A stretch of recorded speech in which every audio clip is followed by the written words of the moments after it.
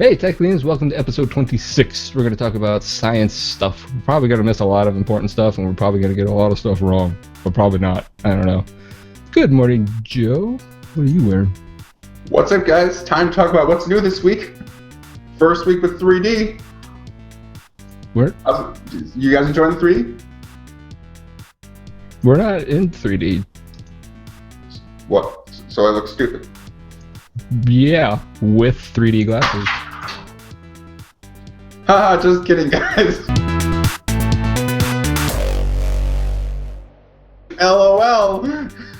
But no, what's new this week? Actually, on our site, which we introduced that last week, or is that new this week? Was that this week too? We introduced it next month. Time right. me. Next month, we introduced our show this week. We introduced our website this week, last week. And it is Teklian.TV.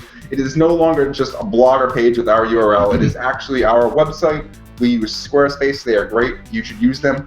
But this is also the first week we now have our video and our chat side by side, coexisting. Oh, loving W. Sorry. Anyway, they're side by side. It's a lot better than it was when we had on Blogger, where it was one top of the other, and you had to scroll out of the video to see the chat, vice versa. Whatever. Go live, go do chat and talk to us and tell us we're stupid. Go do the thing! Sorry, I got excited.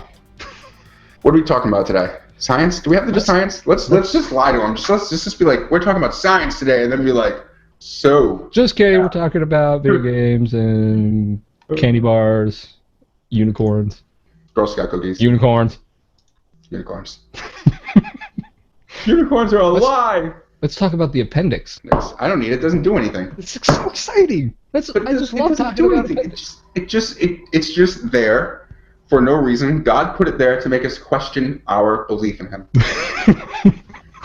Boom. Done. That's actually not at all what we wanted to talk about with the appendix, because it is there and the function has been discovered. No, it doesn't have a function. It's been, how many years have we had science? And you're telling me just now we can't have a function? 6.5. Okay, I guess it's reasonable to say we just discovered it had a function. Yeah. I thought we've been doing this for hundreds of years, but you know. No, it just started 6.5 years. The whole science thing. We did say we'd get a lot of things wrong, but the appendix has a function. It has been known as a safe house for good bacteria. So when you suffer from like dysentery or cholera, dysentery, you may know from the Oregon Trail, as that usually means game over. So it's pretty much a bad thing, right? That means you have to like go back to doing your classwork. Or you die, actually, in real life. You die from it. It's not just game over. It's like the epic game over. You die. And the appendix actually helps with that. So go appendix! More Oregon Trail. More health. Happy stuff. So if it has a purpose, does that mean it now has value on the black market? Can I sell my appendix? You could, yeah. Yes? Let's do this right now. I'll be right back, guys. While you're in there, I need a kidney. Don't ask why, I just don't like the color of mine. Don't ask why, because I just told you why. My headphone came out. I missed everything you said. It was pretty freaking amazing. I'll catch it in the edited version. Yeah, you'll see it later. When I listen to the podcast a day or two from now, you're gonna realize you just missed out on a major joke that you could have taken part in. But anyway, Charles Darwin was one of the first to theorize that on the function of the appendix. Because it's only found in like humans and other great apes. So he hypothesized that it contained bacteria required for digesting a diet that primarily consisted of like leaves and fruit and stuff like that.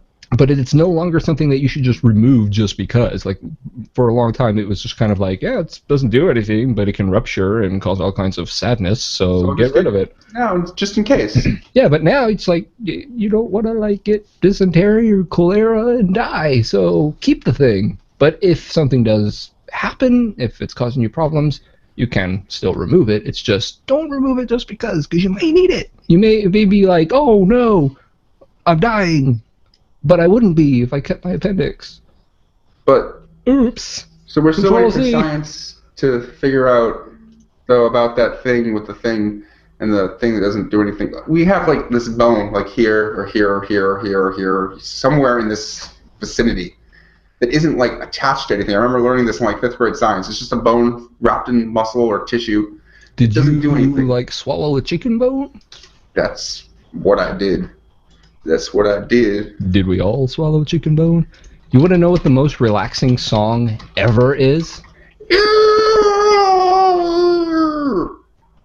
That's exactly it. I'm gonna play this back later tonight when I need to go to sleep. That'll help. The hyoid bone, by the way. The hyoid. Hyoid. Yeah. Let's not talk about that.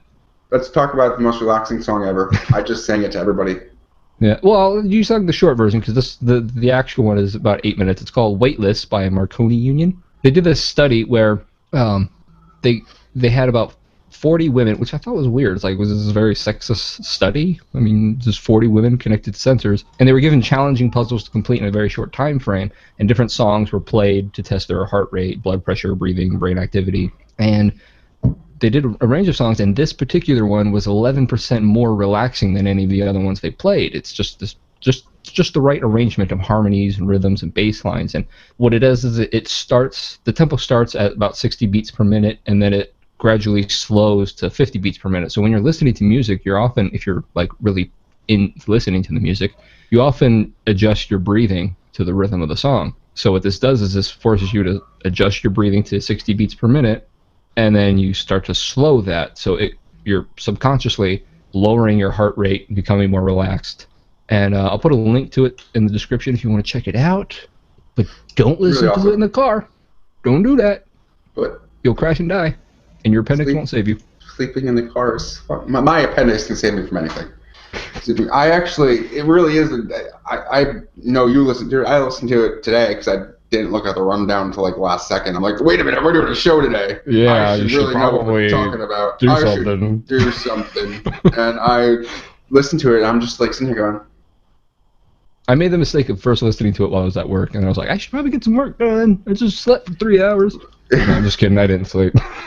Ganymede has been mapped. The largest moon in our solar system. It's moon of Jupiter, larger than Pluto and Mercury. So if it wasn't orbiting Jupiter and it was orbiting the sun, it'd be a planet. But it's not, so it's a moon. But it's been mapped, and it looks very beautiful. A moon that's bigger than a planet, but isn't a planet. Planet moon. Moon. Plune. Or a mannet. That is where I will make my home. I will terraform a moon. And I will live there. Very interesting for looking up for signs of life and stuff like that in Titan, because it's so covered in such thick ice and stuff. It's like there could be things living in the ice, and we need to get there. We need to like be friends with them and be like, hey guys, let's have a party. Because they still speak English. They'll have a British accent, but they'll speak English. That's what I learned from TV. Bill Nye the Debating Guy? Bill Nye the Debating Guy. I call him in the rundown Bill Nye the Debating Guy because he recently did the debate with Ken Ham, the young Earth creationist. Yeah, I know. And level of creation. And Ham just completely destroyed Bill Nye. Like, everything Bill Nye was throwing out, Bill, was just there's like, a book that tells Bible. you. Bible. And then Bill was just like, science, bitch. Yeah, bitch, magnets. And then Ham was just like, Bible. He just had like the same 480 pages with 1,000 pages, like, Bible. Bible. Bible. But can you explain what Bible? It says it in the Bible. Explain that there was evidence that Bible. That literally, we just summed up the whole. That is literally how the entire debate goes. But basically, he did this debate with a Republican Congresswoman, Marsha Blackburn, about climate change, and I think you should go watch it. I'm not going to watch that one. We'll wait. Climate change is a lie. Go a on. lie. Yeah, it was kind of annoying. Left-wing rebels. I'm not going to go into too much detail because you can watch it, and you can know, too. Bible. Largest mammoth tusk has been found in Seattle. It's a Colombian mammoth, 8.5 feet long. Chris. What? Chris. God. Go check your chat. I see it. Message. Okay. We're doing a show. Stop sending me messages.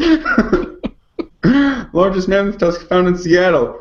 Chris just stopped doing the show, so I'm going to take over. Now It was it is 8.5 feet long, so that's almost as long as... Anyway. okay. So the Tusk is between 20,000 and 60,000 years old, but that's not true because the Earth is only 6,000 years old. Bible. I'm holding up an imaginary Bible. It's between 20,000 and 60,000 years old. Science confirmed it. Bible! Bible! Oh, man. If it wasn't so misleading, that'd be the title. I really want to just make that the title now. just like edited a picture of a Bible and just us holding up for the screenshot of the episode. Bible! I don't have a Bible. I don't want to attract the wrong viewers. Because they'll get really pissed. How pissed would they be? I have a thesaurus. It looks like a Bible. Just whip it out. I have a thesaurus because that is the most underappreciated of all dinosaurs, the thesaurus. Thesaurus. Largest mammoth. Anyway, what's important about this largest mammoth? Anything? It's just the largest mammoth. With an 8.5-foot tusk. It's pretty important to me. I mean, it sounds big, but when you actually see it in person, 8.5 feet, 6.5 feet, it's all just the same. I don't even know what I'm saying. I'm just talking. That's the whole point of the show. We just talk. Occasionally people watch. It's just like largest mammoth. We don't have anything to talk about, but just say largest mammoth. Hey, it's new in science. It goes on the rundown. We mention it. That is our goal in life, and we have accomplished that goal. Be proud. What are power laces? This, as you can tell by the amount of detail I have in the rundown, I was excited about this. What are power laces? What is BTTF2? If you would just hold your horses, I will answer all of your questions. Battle. In 1986, Nike designer Tinker Hatfield, I like his name, Tinker. I may be mispronouncing that? It's Tinker. It's Tinker? It's Tinker Hatfield. Tinker Hatfield. I don't know. So he was in 1986. I may have that date wrong. I'm going to confirm that because that sounds wrong. Hold, please. Watch Joe dance, meanwhile.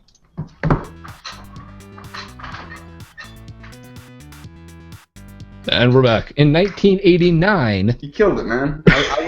We had like 36 viewers for like 1 second while I was dancing, and they're like, oh, they're back to the shit. They are.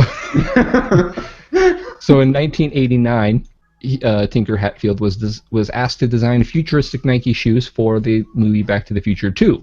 He created the Nike Mag shoe, which it had electroluminescence outsole, so it glue. That's what that means. That means it glows. And it had power laces.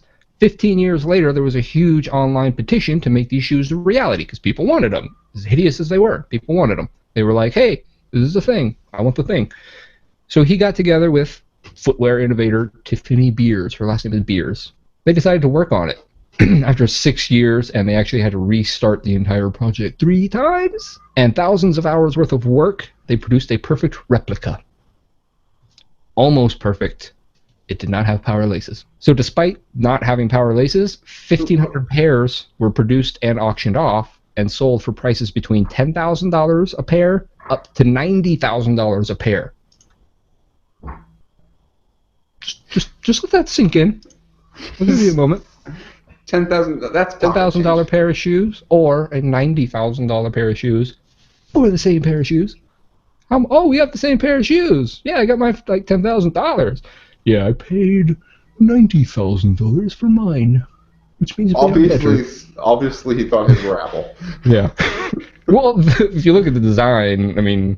So what exactly are power laces, though? What was the power lace? There. Get to it now. Okay, keep going down here. I see you have a little list. More excitement. So where did you get your definition of excitement from? Excitement? We've got more excitement. We're lying to the viewers. Okay, get back to the excitement. So much more exciting stuff. So yeah, 1,500 pairs. Each sold between $10,000 to $90,000. All of the proceeds went to the Michael J. Fox Foundation for Parkinson's disease research, which is pretty amazing. Even more amazing is that Sergey Brin, the co-founder of Google, and his wife, Ann Wojcicki, I pronounced that correctly, I believe, they agreed to match all donations of the Michael J. Fox Foundation up to $50 million through the end of 2011.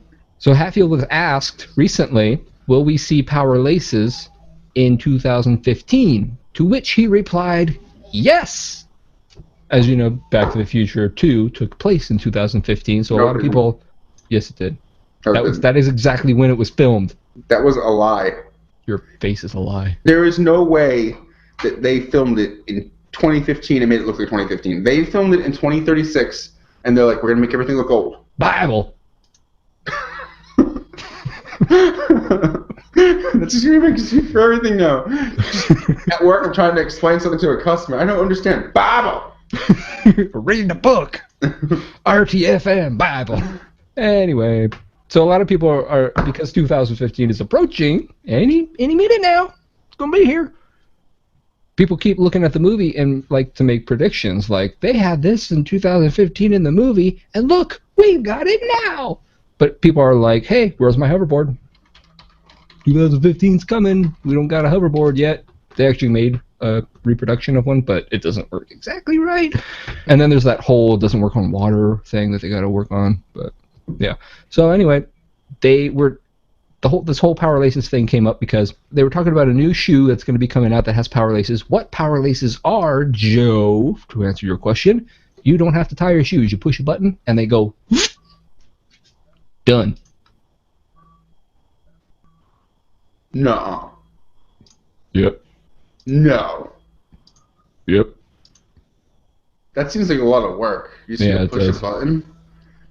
I've trained my shoes to obey my every command. I just say, tie yourselves! And they're just like,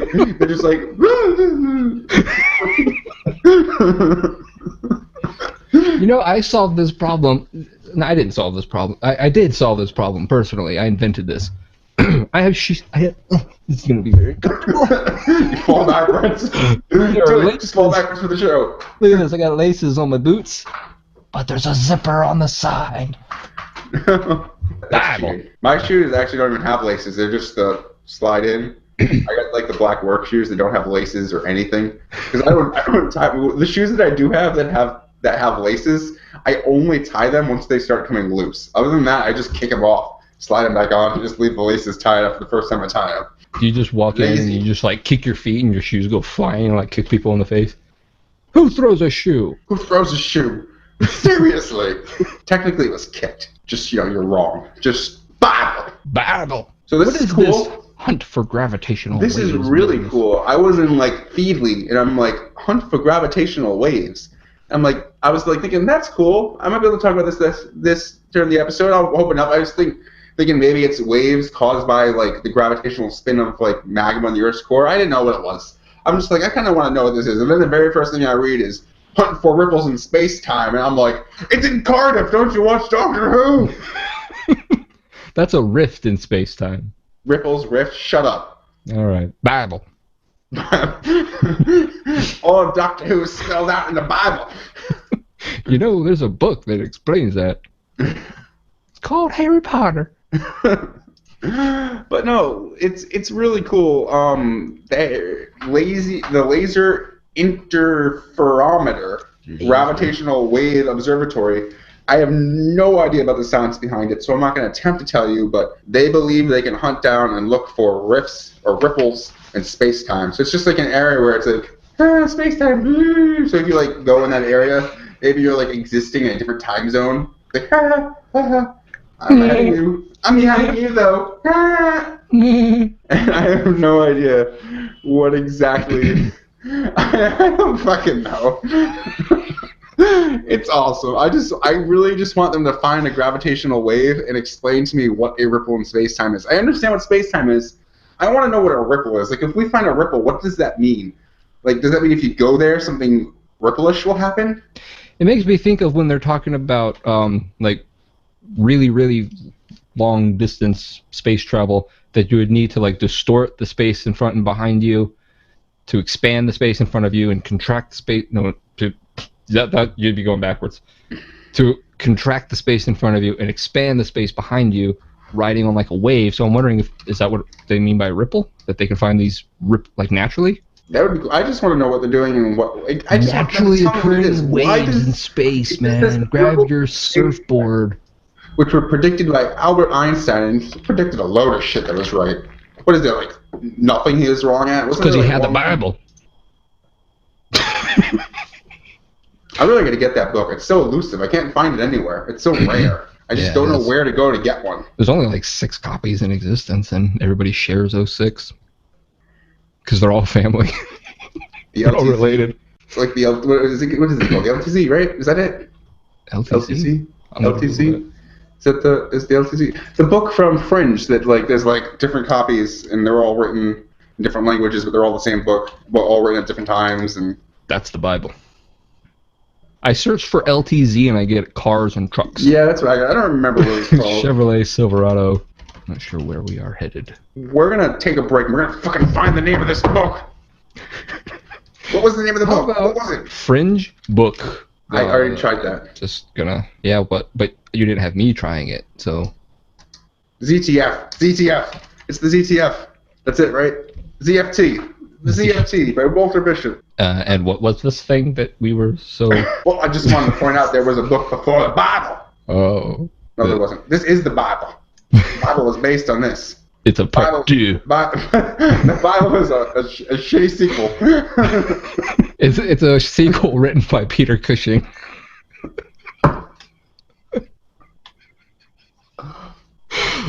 Or he's human. Like, what? What did he do to this perfectly good story? Who let him write the Bible? Laser fusion takes a step towards ignition. That's cool. What is that? What is... No, seriously. Anyone in the chat? Guys, chat, you know what this is? Laser fusion? Viewers, get in the chat, tell me what it is. Well, basically, they've been able to find a way of producing 10 times the energy through the laser fusion they've produced before, which brings them even closer to a process that allows them to create energy at a faster rate than the fusion is burning the energy, meaning limitless supply of energy, self-sustaining. You're just like... I really want to see your whole head go into the desk. But no, that's what it is. Self-sustaining energy, which I really don't understand how it can create more energy than it's destroying when you can't create energy from nothing and it needs something to create the energy, but it's not destroying the equal amount of energy it's creating. You know, there's a book that explains that. Is that going to get old? At any time during this episode, is that going to get old? This is science updated. It applies everywhere. The science. Bible. So, is this on here twice? There's 3 parent babies. Two different articles. So, biologically, how many parents do you have? I'm going to get real personal here. Biologically, how many parents do you have? Somewhere around 1,490,000. Okay, it was a big group thing. Biologically, how many parents do all of our viewers have? The human viewers, 2. If I know my human biology correctly. Well, they're more susceptible to diseases because they don't have 3. What this is about, we didn't even say what we're talking about. We just... Yeah, we should go somewhere with this eventually. The UK is talking about taking steps towards legalizing 3-parent babies. And basically, what is that? Okay, that's where they take daddy's sperm, the nucleus from mommy's egg, but then the cytoplasm that surrounds the nucleus from another woman. Now, daddy's sperm and mommy's nucleus, that's the one that determines your personality, determines your looks. Go on. It determines all those things. You can't do that. But the cytoplasm that surrounds mommy's nucleus, I'm going to keep calling her mommy, that makes up the DNA that's in your mitochondria, because you actually have more DNA than your own DNA in your body. Your mitochondria all have DNA too. But there's a lot of diseases that are deep inherent within your mitochondrial DNA that can affect you, and they can also be life-threatening and life-altering. And basically what they're doing is they're taking mom's nucleus, removing the nucleus from someone who has healthy cytoplasm and mitochondrial DNA, putting it in there, then putting daddy's sperm in there, and then they're putting that back into mom in vitro. She has the kid. The kid is a 50% daddy, 49%. I have the number. I believe the kid's then 50% daddy, 49.9% mommy, or is it 49% mommy? And then like 0.1%. I'm opening it up. Open link in new tab. Link opening, redirecting. Shut up and wait. We can edit this out. This is just the live. This is just practice. No one's watching. Of course people are watching. Come on, it was on here somewhere. Anyway, it's either 1% or 0.1 or 0.01. It's something like that, which they're all very close. But a very small part is actually made up by the mitochondrial DNA. So it's 50% dad, about 99% mom, 49% mom, and then like 1% or less of the cytoplasm donor. And one of the biggest things is, if you do the 3-parent baby thing, can that person who only donated the cytoplasm and their DNA makes up like 1% or less of the child's DNA, can they claim parentship? 0.12%. There it is. Is that just a number you're giving me, or did you find it on the site? I found it. Okay. It says mom 49.94, dad 49.94, and donor 0.12. So if they have 0.12, if the kid has 0.12 of their DNA from this cytoplasm donor, can they claim parentship? And that's really the big thing that the UK court is going over right now, as they're trying to make it legal to start trials on this 3-parent in vitro fertilization process, which is weird. It's weird. Yeah, but weird. Then again, when you think about it, the idea of IVF was weird 15 years ago, and they're like, we're going to take her eggs, and we're going to pick the one that's the best, and we're going to take his sperm, pick the one that's the best, and we're going to put them together. We're going to put them together in petri dish. Fight to the death. And we're going to stick it right back up inside her and give that baby a head start. People were like, no, thanks. That's too far. Now it's a common thing. Now, because of that, millions of women that would not have been able to have babies have had babies. And maybe down the line, because of this, millions of kids that would have been born with genetic issues will now not be born with genetic issues because of this. You know, there's a book that can help with those diseases. That was like our last topic for the day. I didn't do a good job of explaining it. Google it yourself. 3-parent babies. I have a globe. Google. I still got to get mine in here. You know what? Google. I have things that I can hang up on my wall now, so my wall's not going to be so plain. I need paint for my wall. It's still black. It's still black. Ignore the black wall. That's a dinosaur. I say that. I'm going to say that like every episode while it's there. All right, everybody. We're done with live for the week. Join us next week. We'll be talking about shit. What's next week? We have a thing for that now. Where's our schedule? Oh, yeah. We're going to be talking about interesting stuff. Next week, we're going to talk about the dream of having a Nexus TV. Nexus TV! Nexus TV. It doesn't actually exist. We're going to be talking about our ideas and what we hope for Nexus TV. Probably short. Why we think a Nexus TV would be a good idea. And why we need it. And can we just start now? Can we do it now? Please. Let's just, how about we just go ahead right now and just do all the episodes we have left for the season. All right, everybody, you're in for a treat. Join us next week. We will be talking about our hopes and dreams for Nexus TV. But we'll also still be doing questions. It's another segment. If you're watching this edited, you did not see the questions, so go watch the... Where's it going to... That's it. Questions, over there. If you're watching this, questions are over there on our recent videos page. Ask us questions so we have questions to answer. We might be having reviews. Those will be down there. Tutorials.